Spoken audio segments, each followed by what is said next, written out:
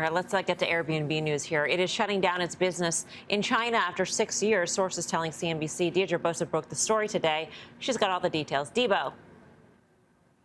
Hey, Mel. Well, I'm told that China business was already costly and complex to operate. So the pandemic worsened those issues, heightened that impact.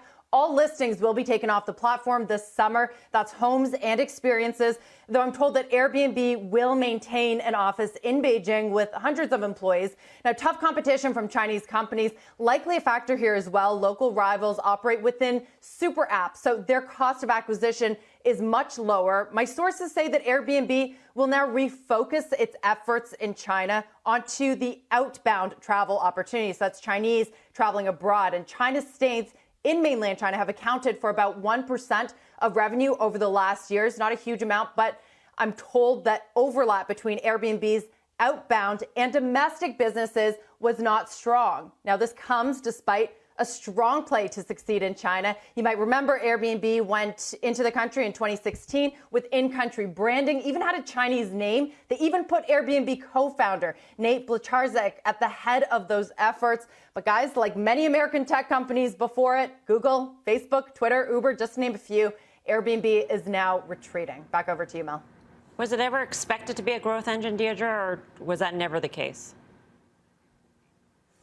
It's hard to say. I mean, they've been through a lot in China. There's social and political pressure to sort of exit. And I remember asking Brian Chesky at the IPO, what would it take to actually get you to leave? And it was interesting. I was looking back on those comments. He kind of said that there was a moral responsibility, but there was a business responsibility as well. I'm told that this comes down to cost. To spend that much money in a place like China for just 1% of global revenue is tough, but it's always that promise, right? The number of millennials that are using home sharing in China is bigger than the population of America. So there is always that drive and that desire for that kind of growth, but domestic companies just have an edge up. It's not a level playing field, as Airbnb found out the hard way. That's a staggering TAM. Deirdre, thank you. Deirdre Bosa. So there's this element of it, that's the complexity is operating in China. Then there's also the geopolitical aspect of operating in China. And today, we heard President Biden make a gaffe, saying that he would defend Taiwan if China invaded Taiwan. The White House then backed away from that statement, Tim. But how do you interpret that? I mean, that certainly complicates things potentially. Yeah. It doesn't rub China well, that's for sure. No, I didn't like that. But I think you got a case here where if you look at what companies are announcing over the last few weeks, I mean, think of all the companies that have cut their Russia business. Think of the I mean, these are not insignificant moments. Obviously, China, we've talked about this. Dan brings this up a lot. So the biggest tech companies in the world, which are our companies, don't really have a lot of exposure other than Apple. It's not like they're really allowed to play in China. But this isn't good news. I mean, and we'll talk, I think a little bit later in the show about China as it relates to Deere and whatnot. China's doing everything they can to stimulate their economy. Goldman downgraded China to 4% GDP growth, which is akin to a crash relative to what we've been used to having out of China growth. And so the rest of the world is already suffering from China weakness, but this kind of stuff's going to continue. Yeah, Karen? I was just thinking, remember BRIC? Remember we used to talk about Jim BRIC O'Neill. all the time? BRICS. Yeah, the BRICS. The BRICS. And I'm wondering if we're sort of dismantling the BRICS, right?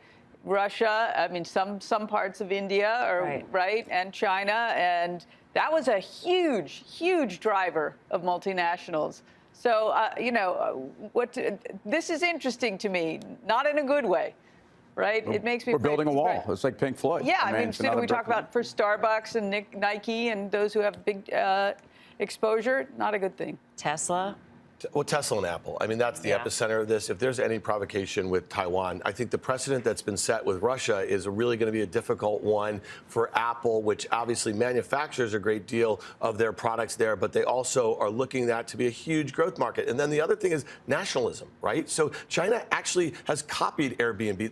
They copycatted all of our best things, right? And they have them domestically. So the point is, Apple's number 5 in market share as it relates to smartphones. So sooner or later, 5 now? Yeah, I think it is. I think Xiaomi, I think there's a bunch of the locals, Huawei, I mean, that are doing much better. So, I mean, we could check that. I think it's somewhere. It's not in the top 3. Yeah. So I guess if you're going to get nationalistic based on some of the military, ambitions that we might have to defend Taiwan, those guys are toast. And the other thing is, I'll just say this about Tesla. Tesla opened down this morning because there was a report that their Shanghai factory wasn't going to be open when they said it's going to be. I mean, think about how easy it is for the Chinese to regulate their business out of the way. And that is a huge pillar of the bull This case is all for Tesla. inflationary, by the way. Everything you're saying is inflationary. Absolutely. This is all about nearshoring and onshoring, and we're no longer going to be reliant. And we know we're doing this in semiconductors. Right. We're going to do this in every sector. So globalization is dead. And certainly this conversation on China isn't getting easier.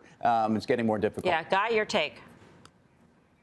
Gaff, no gaff. This is, again, just my opinion. This is something we talked about in the fall. Concerns about, obviously, Russia-Ukraine came to fruition. And this, I happen to think now, again, gaff, no gaff, this opens the door for China to pretty much sort of test the waters a little bit here. Now, I think everybody said the correct thing.